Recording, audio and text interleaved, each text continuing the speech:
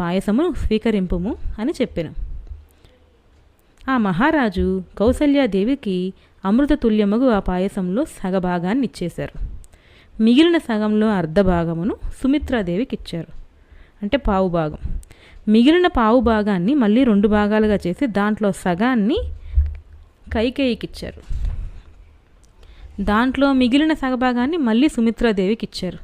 ఈ విధముగా పుత్ర సంతాన ప్రాప్తికై పాయసమును 3 రాణులకు విడివిడిగా పంచారు. నాకు అంతకుముందు డౌట్ ఉండేది, సుమిత్రాదేవికి మాత్రం ఎందుకు ట్విన్స్ పుట్టారు, మిగిలిన రాణులకు ఒక్కొక్క బాబే పుట్టారు అని నాకు ఇప్పుడు అర్థమైంది. సుమిత్రాదేవి 2 సార్లు పాయసం తాగారు. కౌసల్యాదేవికి ఫస్ట్ సగం ఇచ్చేశారు. తర్వాత నెక్స్ట్ మిగిలిన సగంలో పావు భాగం, అంటే మిగిలిన సగంలో మళ్ళీ సగం, అంటే ఓవరాల్గా పావు భాగం అది ఫస్ట్ సుమిత్రాదేవికి ఇచ్చేశారు. ఆ మిగిలిన లాస్ట్లో ఉన్న పావు భాగాన్ని మళ్ళీ 2 భాగాలుగా చేసి దాన్ని ఒకటి కైకేయి దేవికి, ఇంకొకటి మళ్ళీ సుమిత్రాదేవికి ఇచ్చారు. సో సుమిత్రాదేవి ఫస్ట్ ఒక పావు భాగం